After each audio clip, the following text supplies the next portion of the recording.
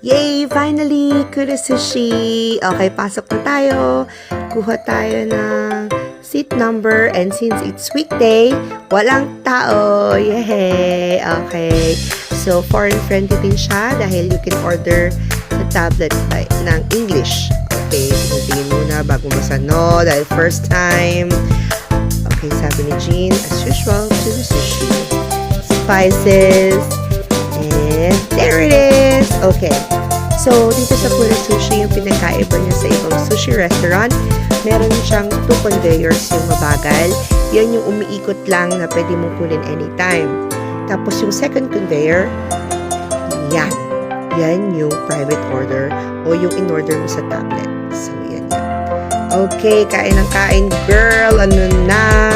So, yung isa sa pinagkaiba niya rin is pagkatapos mong kumain, yung mga plates mo, pwede mong i-drop dyan sa gilid.